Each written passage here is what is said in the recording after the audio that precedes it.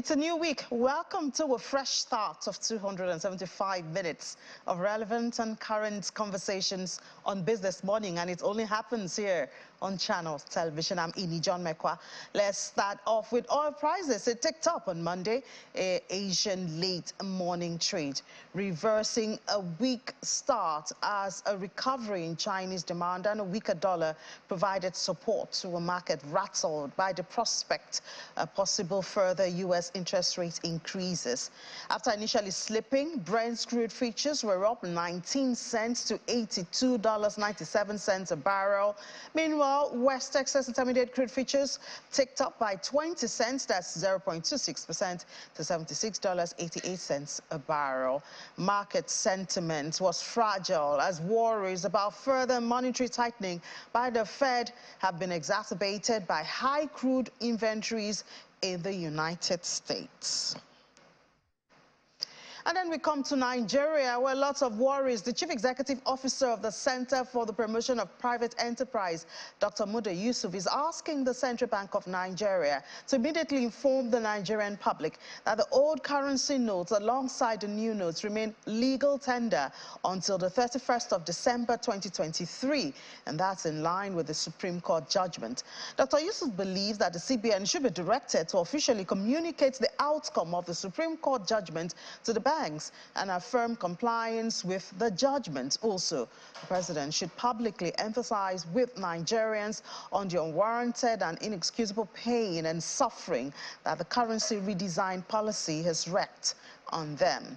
CPPE believes this becomes necessary as Nigerians continue to groan in the adversity inflicted by the acute cash shortage amid rejection of old currency notes by market operators, refusal by banks to accept the old notes, silence by the presidency on the Supreme Court judgment, and absence of official pronouncement by the CBN on the issue.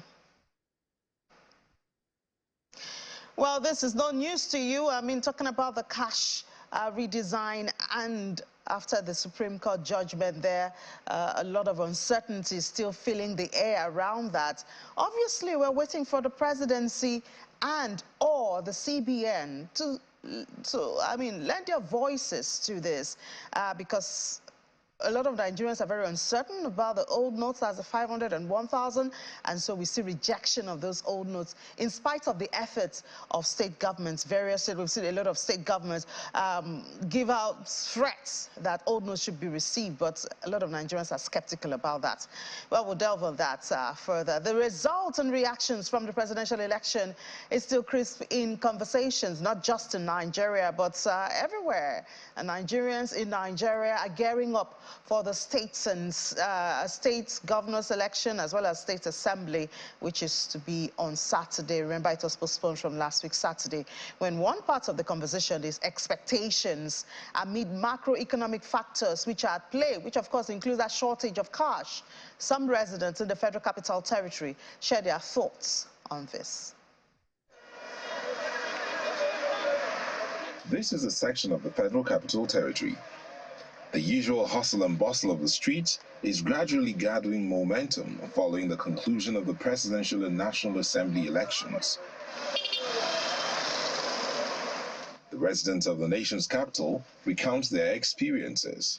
Yeah, well, as regards the voting and the deployment of beavers, it was swift for me. The biometric accreditation was very important, and the game changer that we expected as regards biometric accreditation, it was fast, it was smooth. This section of voters will not be participating in the next elections, that's the governorship and state assembly elections. Nevertheless, they have their own expectations ahead of the exercise. I would like this government now to bring that judiciary back to this way it is supposed to be. Because the judiciary is the common right, the ordinary common right of ordinary human being like me. The problem in the election that people is going to travel, but there's no fuel.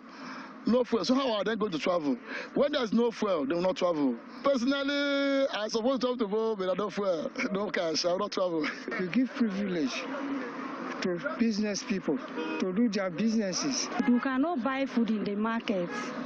So that is our prayer for new government to make everything day cheap for everybody. Let this killing stop.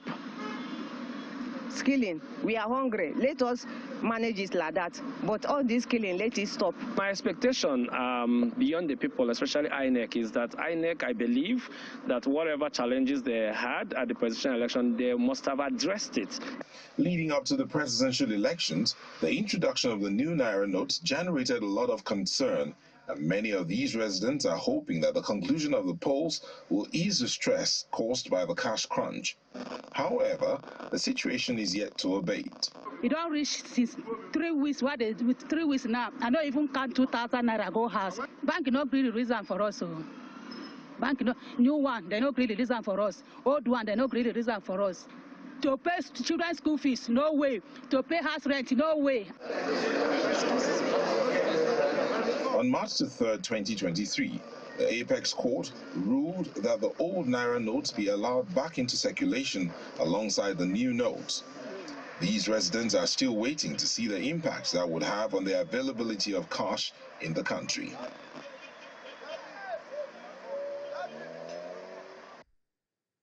So there you have it. The cash crunch is obviously one of the consideration, or one of the expectations from the new government. Well, the private sector business condition in Nigeria has also felt the impact of that Naira scarcity, because according to the monthly report by Stanbic IBTC, it shows that it has plummeted. In the report, Stanbic IBTC stated that the purchasing managers index sank to 44.7 in February of 2023 from 53.5 in the prior month. Also, the manufacturer CEO's confidence index for the fourth quarter of 2022 dropped to 55 points from 55.4 points recorded in the third quarter of the year.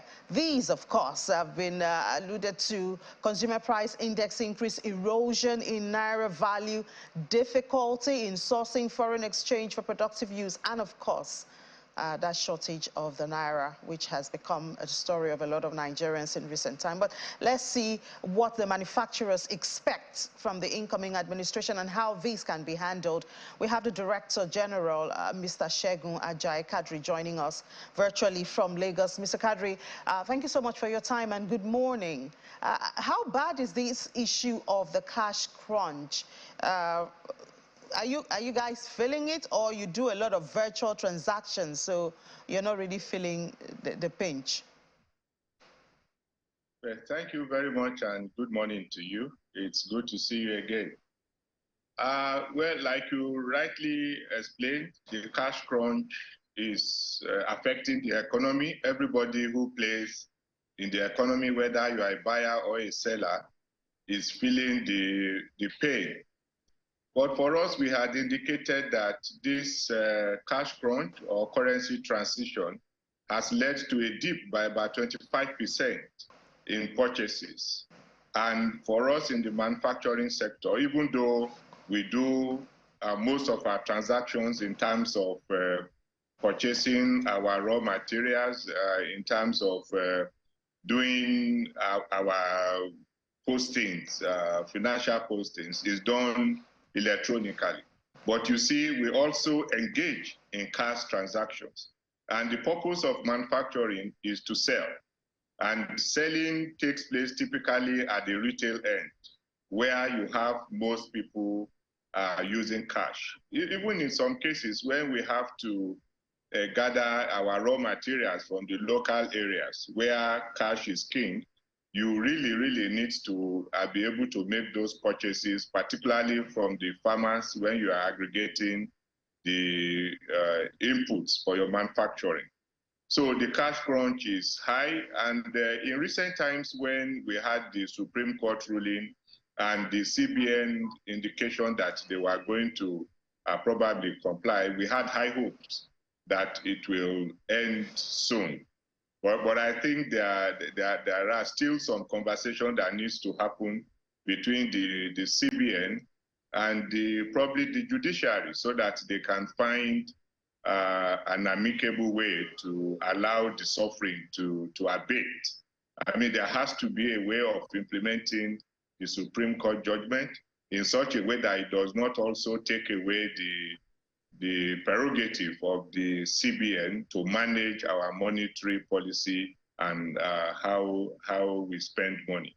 So I think there has to be a high-level conversation between them so that the suffering of the people is reduced, and also so that businesses can function effectively.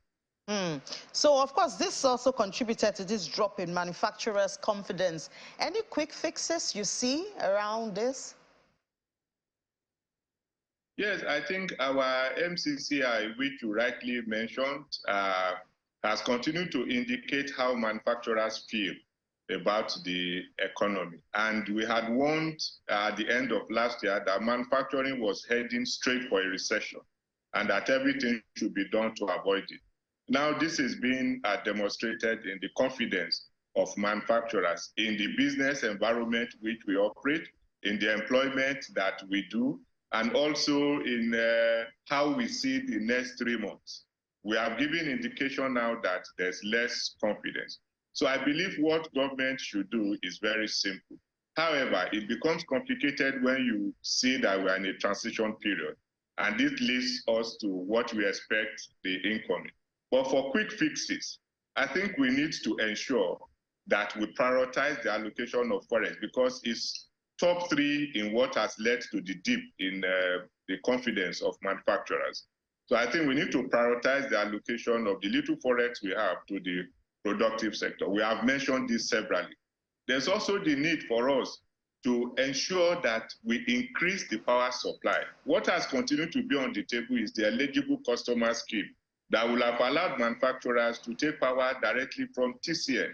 This is government policy, but some bureaucratic bottlenecks have been put in place to limit or to checkmate the access to this eligible customer scheme. We also need to look at the issue of insecurity that has led to 60% loss of manufacturing industries in the Northeast.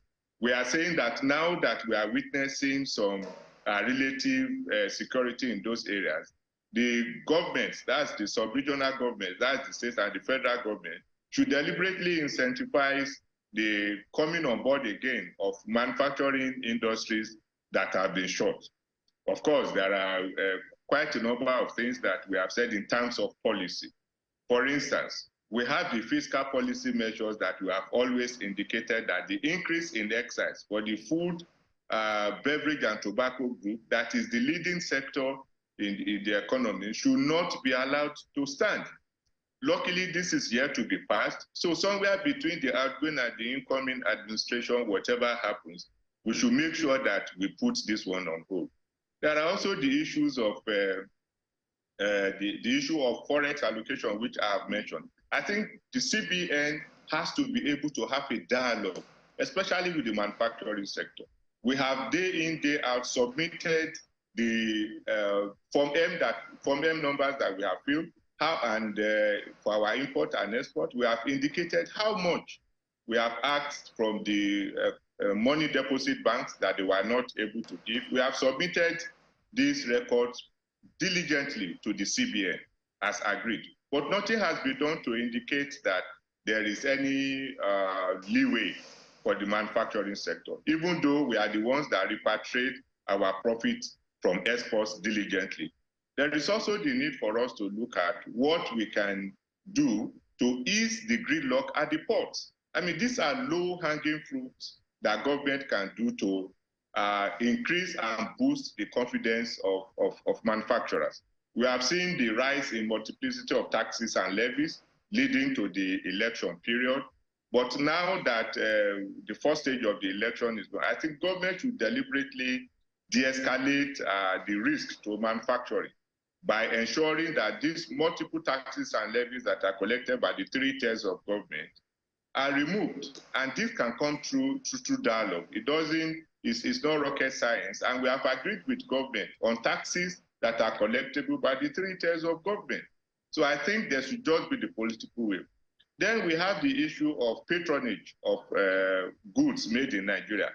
There's Executive Order 003, there's Executive Order 005 that supports local purchase of locally made goods. But government itself is the greatest culprit in not implementing this executive order. So I think there has to be a monitoring and evaluation of what has been done so far to give effect to this executive order. And frankly speaking, I think we need to start to take punitive measures against government officials that have continuously flouted this executive order.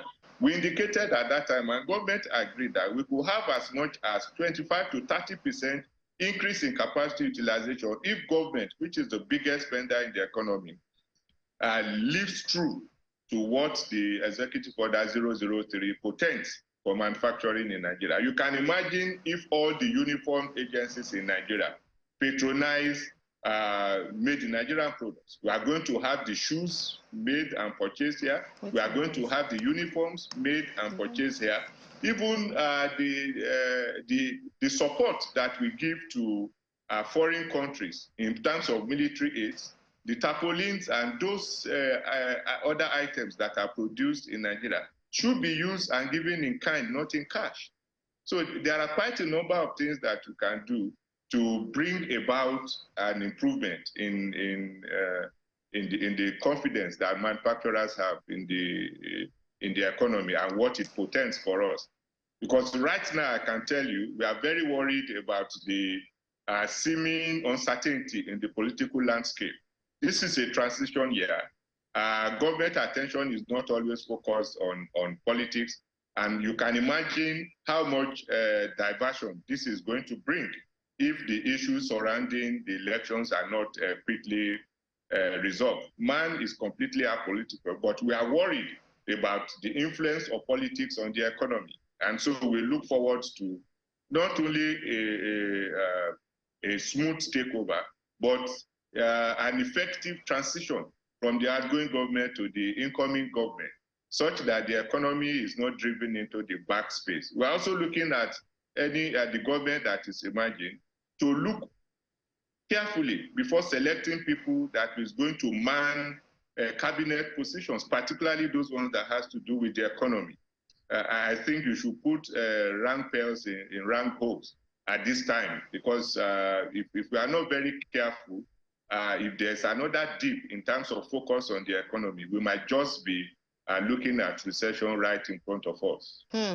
A long list you have there, Mr. Kadri, and we do hope that President-elect and his people are listening to this, because, I mean, we've had a lot of policies. We have the ease of doing business policy. We have the talk about diversifying the economy, but we still have these issues staring us in the face. And as a manufacturers, that's why we saw your confidence drop, you know, in the fourth quarter, which, I mean, those things are still here. That's a long list, but tell us the conversation going on among manufacturers. As you've noted, we do have a president-elect. The level of confidence, looking at the antecedents, you know, of the president-elect Bola Ahmed Tinubu before now. And you also pointed to the fact that it is very necessary to get the right people to occupy the right positions. Tell us the conversation going on among manufacturers when it comes to expectation, looking at the person, you know, who now occupies the title of president-elect of Nigeria. Okay, thank you. Because we are an apolitical organization, it will be very difficult for us to talk about individuals and how we perceive them, particularly when we are still at the level of the president-elect. We, of course, wish all political parties well, but focusing on the president-elect, I think there has to be a realization that our economy is in dire straits. The inflation rate is 21.82% today. Currency is exchanging at 750 in the black market, which is the real market for us. Interest rate, lending rate, for instance, is about 27.63%. Unemployment is 33.3%. Our GDP growth rate is about 3.5%. our government debt to GDP ratio is 37%. These figures are no comfort zone for anyone. And I think that should be the realization that the president-elect should have. It is a tough, tough economic situation. So he needs to hit the ground speeding, not even running. There has to be, and I think he needs to declare, for instance, 100 days must do.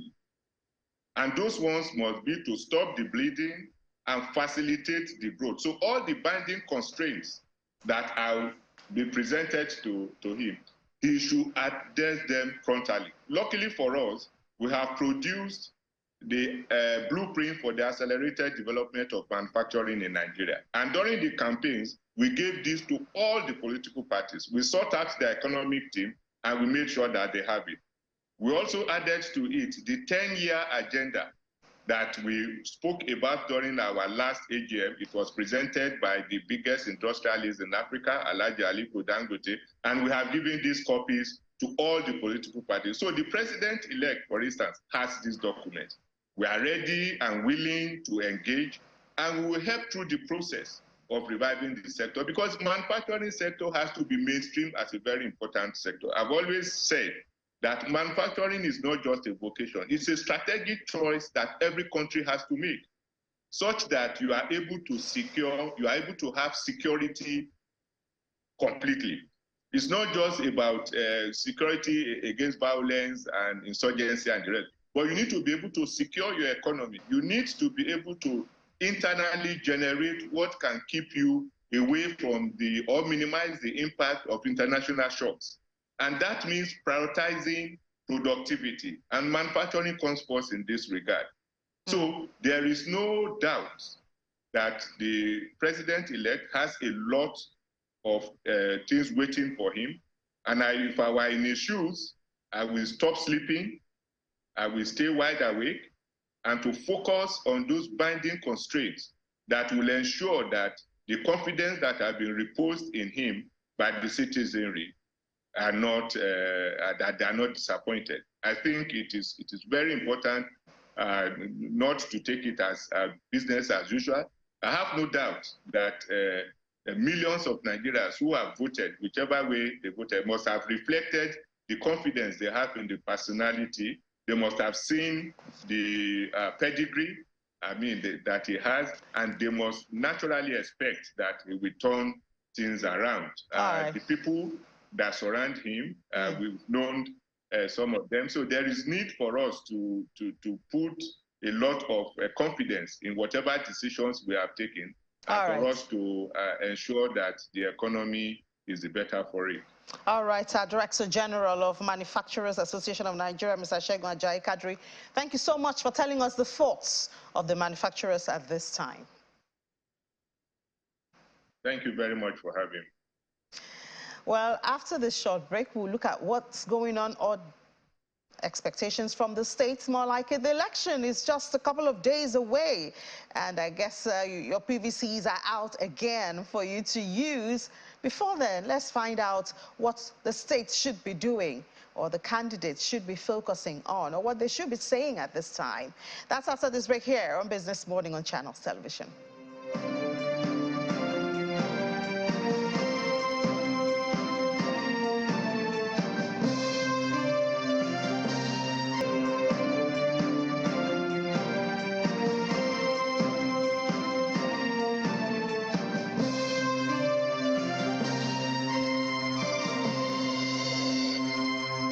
Welcome back to Watching Business Morning here on Channels Television. The National Bureau of Statistics reports that 36 states of the Federation and the Federal Capital Territory recorded 1.89 trillion naira in internally generated revenue. That was in 2021. According to the report, the 36 states and the FCT raked 1.56 trillion in 2020. Well, the 2021 figure, 1.89 trillion, indicates a positive growth of 22% year-on-year as states bounce out of the COVID-19 pandemic. Lagos State had the highest IGR, expectedly. A lot of the headquarters are here. While on the other hand, we had Yobe State with the lowest IGR. It's time for the state election again. Who can lead the states to success, and what should we be looking at? We have the Chief Executive Officer of Star Advisory Limited, Mr. Kevin Ehalufo. He's joining us from our Abuja studio. Good morning, Mr. Ehalufo. Thank you so much for your time. Is your PVC out? Are you ready to vote on Saturday?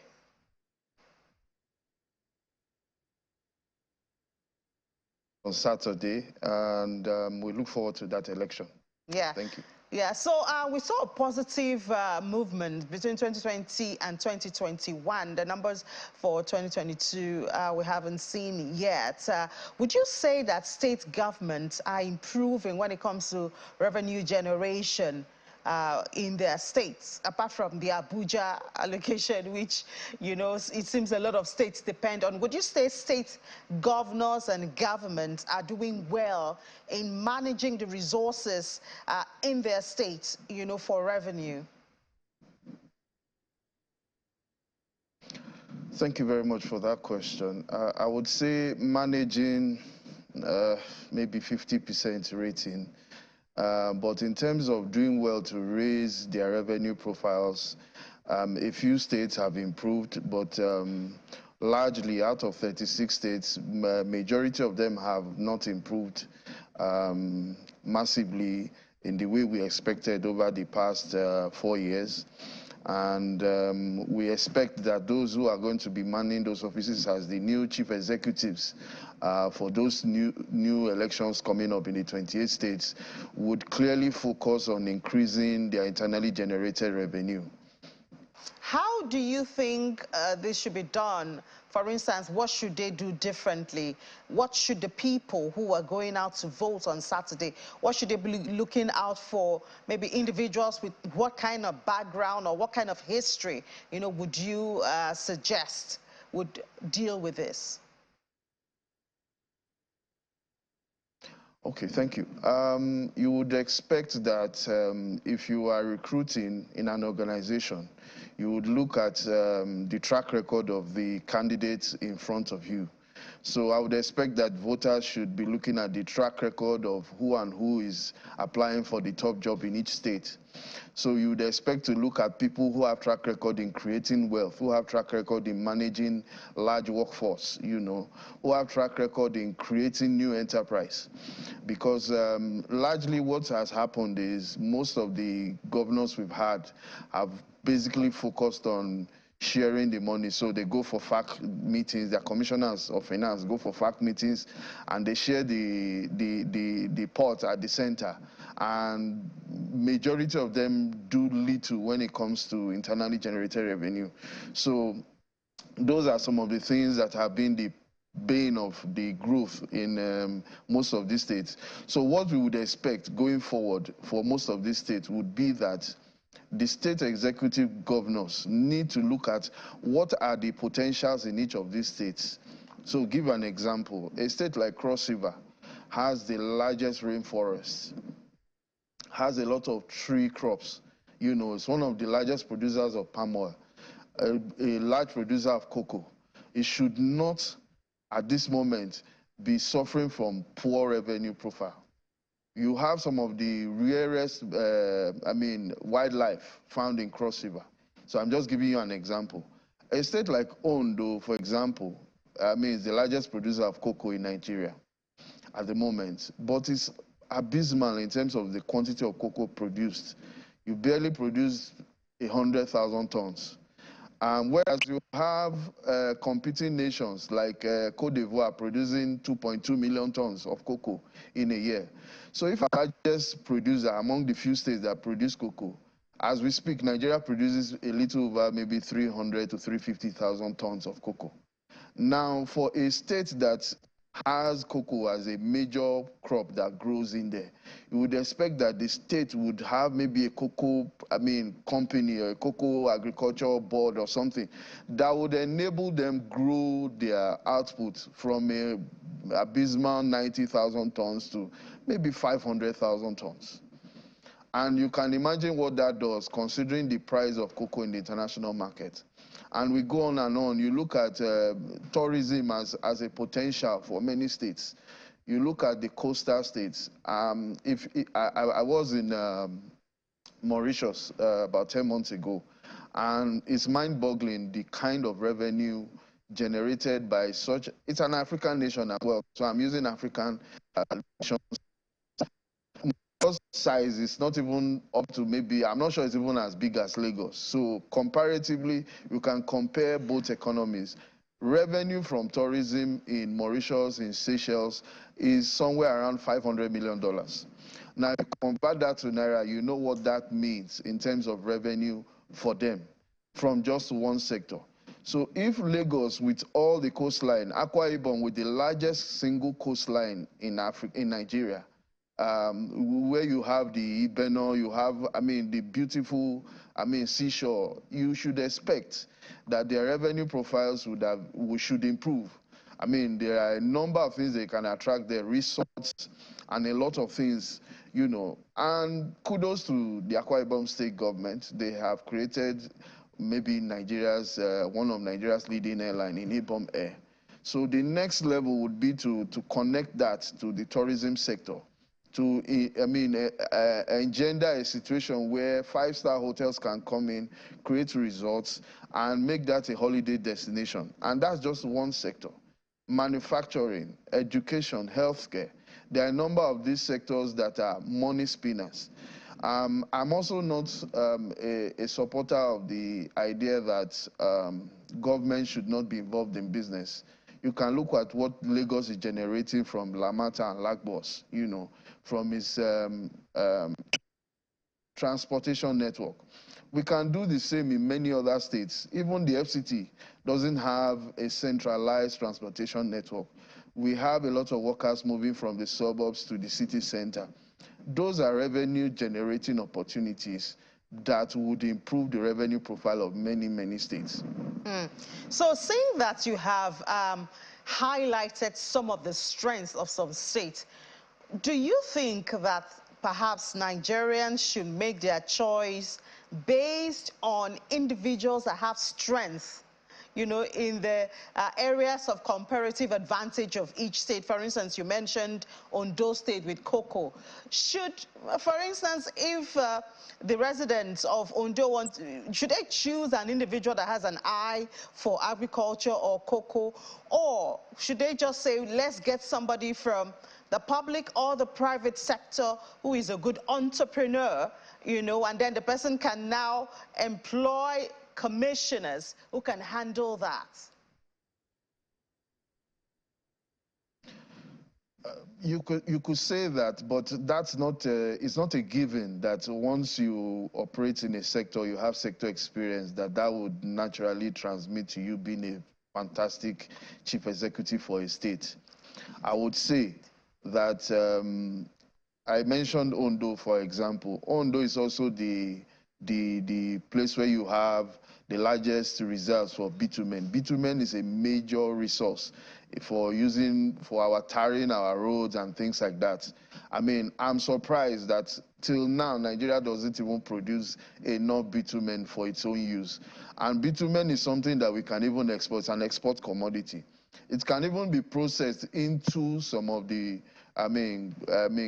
oil, petrol, diesel, and things like that. We do not even have a bitumen refinery in Ondo State, so that's just an example. You look at examples like Edo State, where oil palm is a major commodity. Look at commodities like cement manufacturing. We have limestone in large quantities in places like Edo, Kogi, in Sokoto, which have attracted local investors. Early last year, I think the largest single investment in the first quarter of 2022 in Nigeria was in Sokoto, which was majorly the investment from BUA into a new processing line for a cement manufacturer. Now, if we can enable this to happen across many, many states, you would find that single investment in Sokoto was over $1 billion, first quarter of 2022.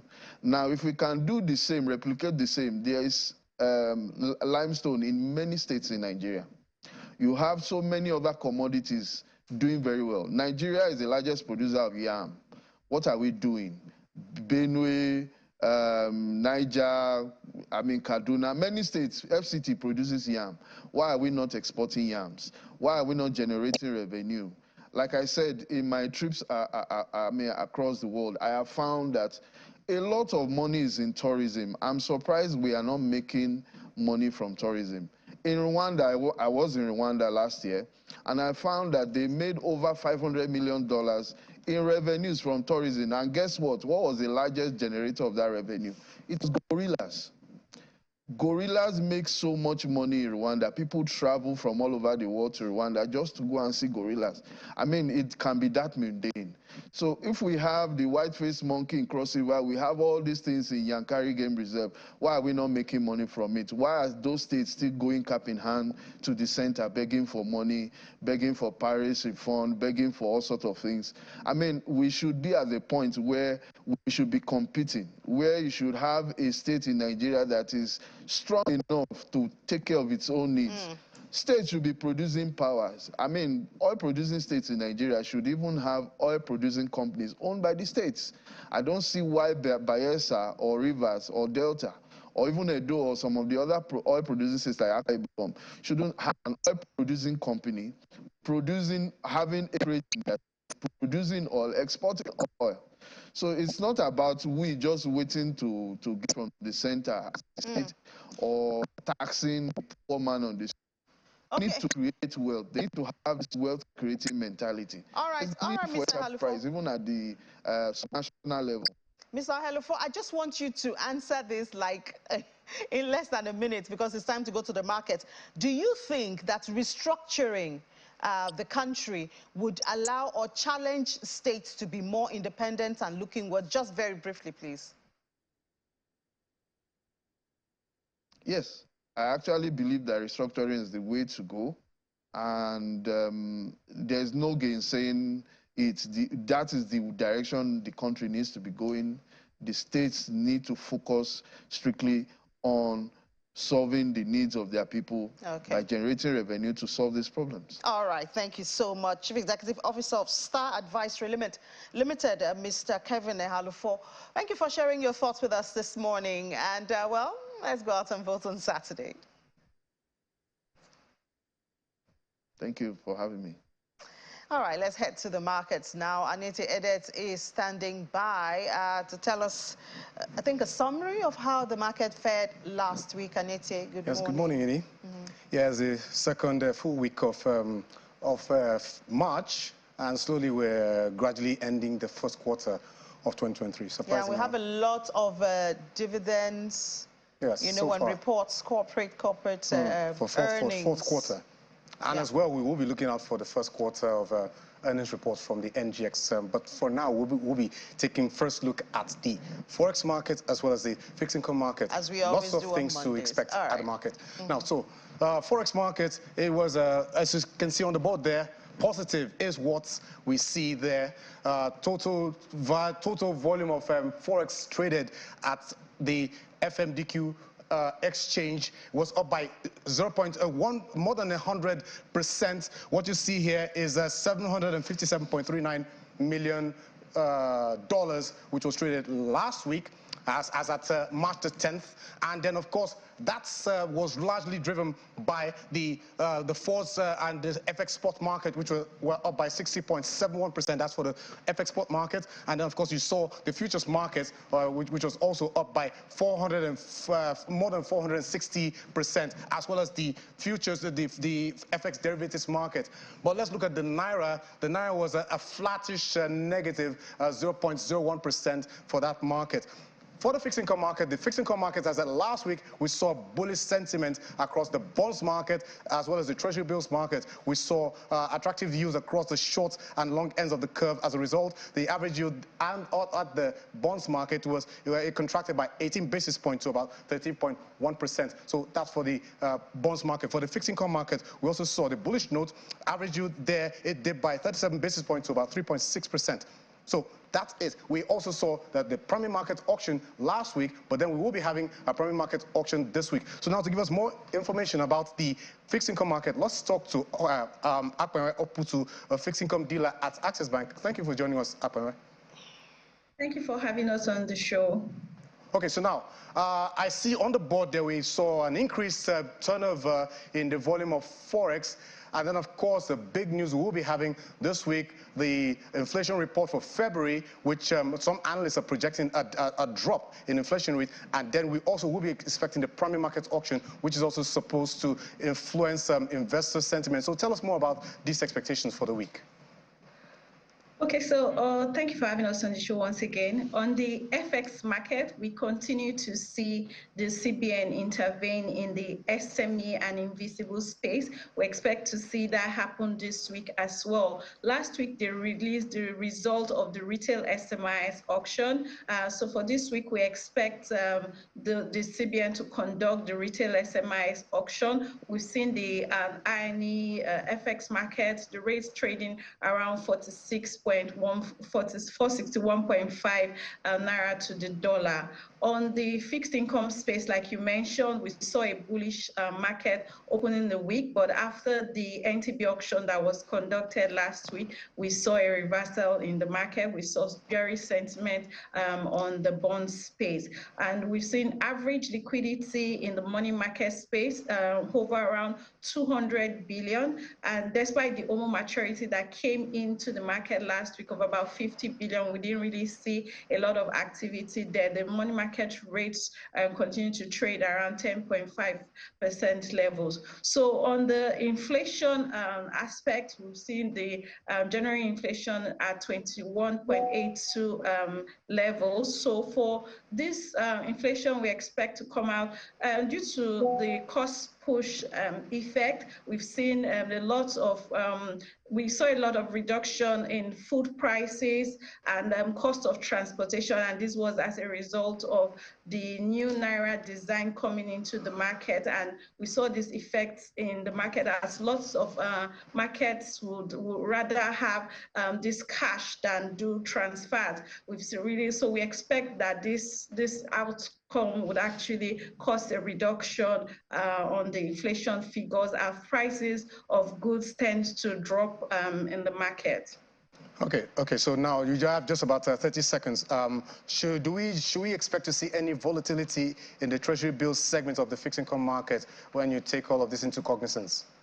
Okay, so there's an NTB auction that is expected to hold this week. A total of about 161 billion is on offer. We expect to see that the rates will trend as well where it closed at the last auction. We hope to see close around 10% levels, which is actually good for the investors. Investors are actually clamoring for higher yields in the market, but we still see the rates hovering around these levels.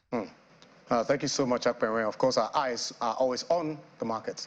So that's Akpenwe Oputu, fixed income dealer at Access Bank. So I have just about a couple of seconds. So this is what the equities market turned out.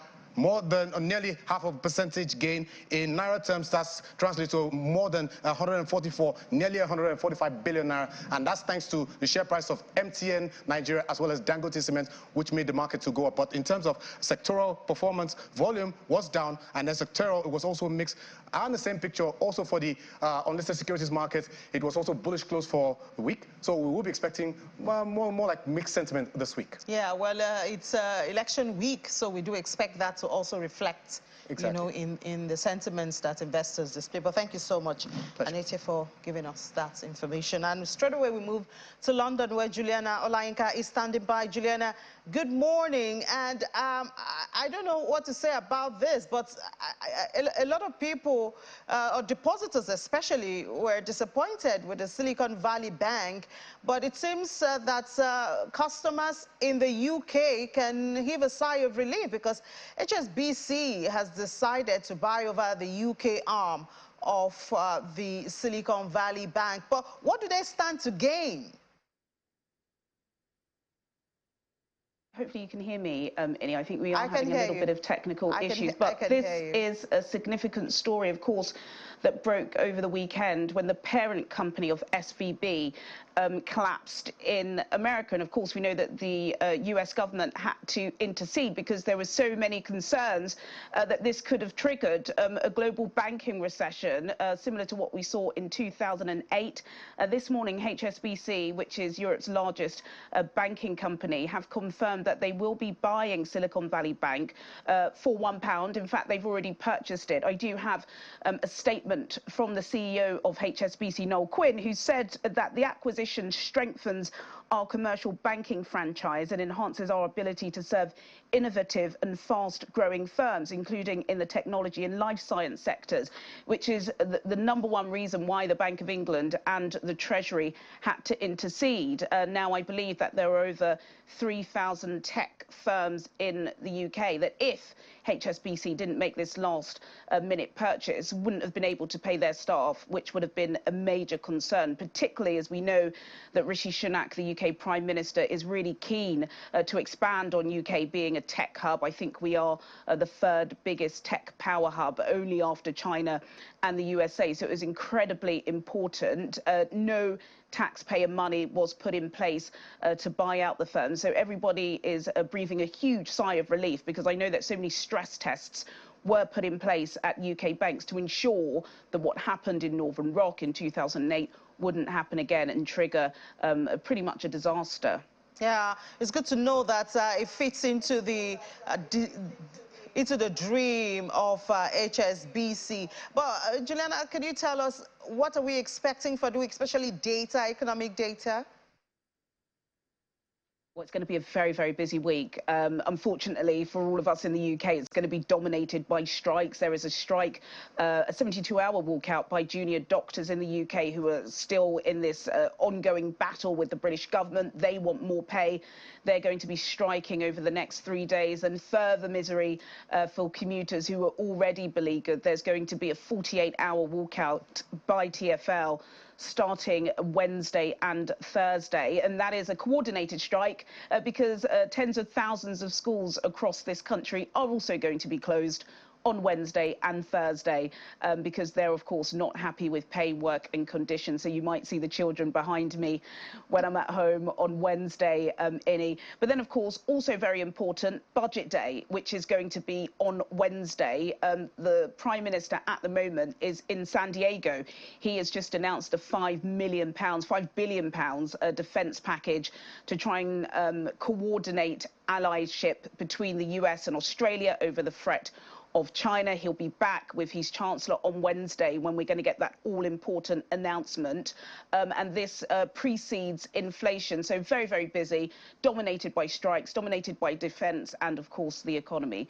We'll keep you posted on all of them. Yeah, trust you on that, Juliana. Thank you so much. A busy week that we'll have here also looking at the elections. But thank you so much, Juliana. I will talk to you at 1:30. Thank you. All right, let's move to the market now. Another market, the cryptocurrency market, that did very poorly on Friday, I believe. But I don't know what Ladi has for us. Oh, Ladi has a neutral board. Yeah, Ladi, you had a great weekend, obviously, from bloody red, from bloody red to at least, I mean, back to neutral. Quite incredible, and all because in a couple of hours, a couple of days. Yeah. Oh, because of Silicon Valley Bank. Yeah, oh, we saw all risk assets, get hammered. Last week, Friday, we saw it was a bloodbath, and now we're starting to see some recovery.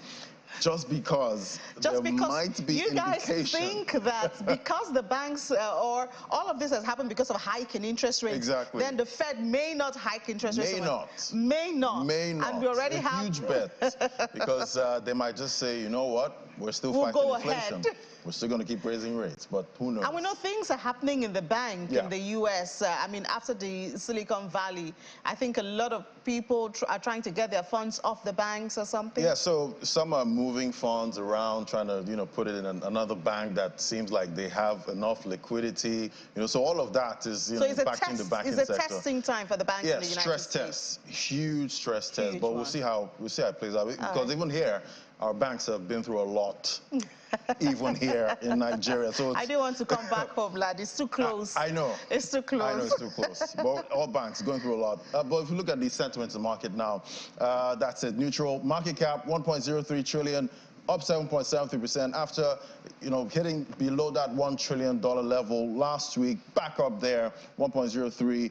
Volume traded, up 5.38%, and we see Bitcoin dominance also inching up 42.29%. Let's look at the price of Bitcoin this morning, $22,441, up big 8.96%. After going below that 20K level on Friday, we're back up there. Volume traded $34.64 billion. Let's look at Ethereum now.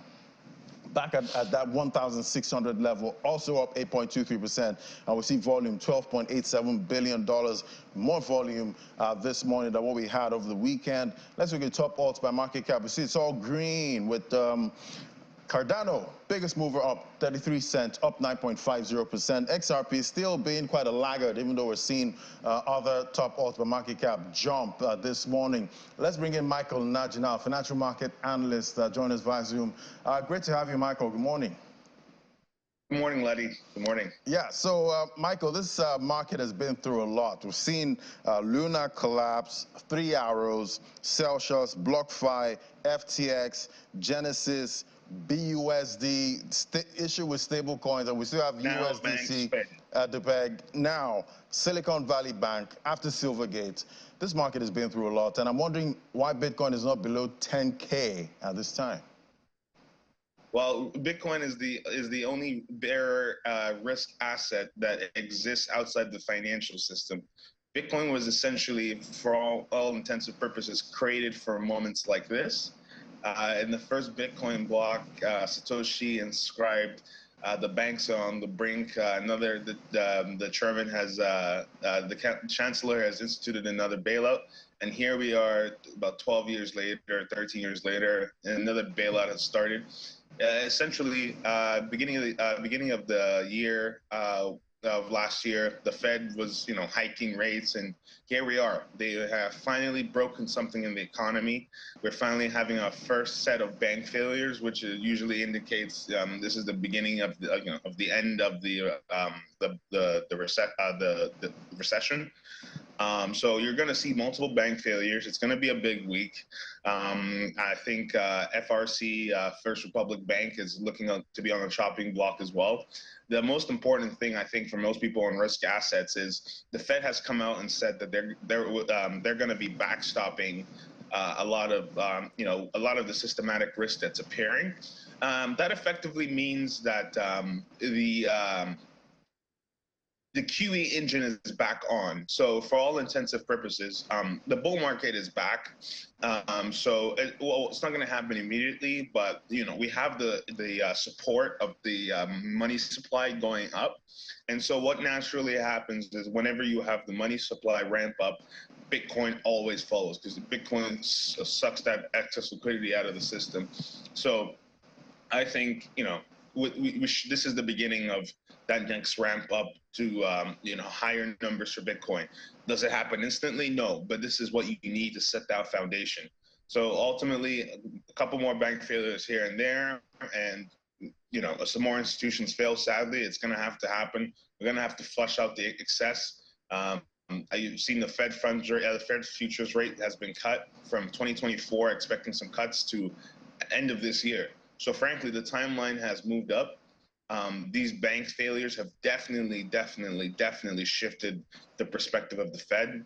So they're going to be willing to backstop the economy more now rather than hurt it, because this systematic risk, we haven't even seen what's happened yet. The markets aren't open.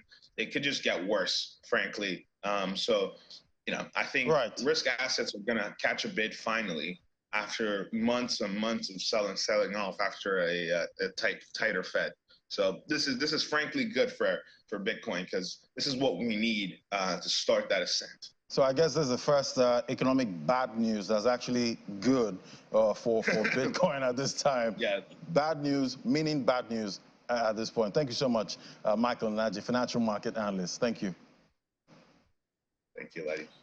Yeah, so we still have some economic data to look out for. U.S. CPI data coming out tomorrow. We'll see if that will still propel the Fed to actually go on with their rate hiking cycle. And Nigeria's. Yes, and Nigeria's inflation is also expected this week, even though we know the CBN has been quite busy. You are in Nigeria. Yeah, even though we know the CBN has been quite busy, and it'll be interesting to see what they do next. The CBN has been quite busy. We've been waiting to hear from the CBN on the Supreme Court ruling to help us clear the air. been busy. They, you know, okay, that's why we haven't heard from them. Yes, they haven't responded okay, yet. sorry. Exactly. Okay, my bad. All right, Laddie, thank you. Thank you. See you at 1:30, Business Incorporated. So that's it. The first 55 minutes for this week. We do have 220 other minutes left for this week. You don't want to miss it. As we prepare for the election on Saturday, we'll be bringing to you some of those promises from the candidates. And of course, we'll have explanation on how it could work, how much of them will be true, how many of them can happen, how much of them are realistic. Stick around to Business Morning. I'm John Mekwa. I'll see you tomorrow.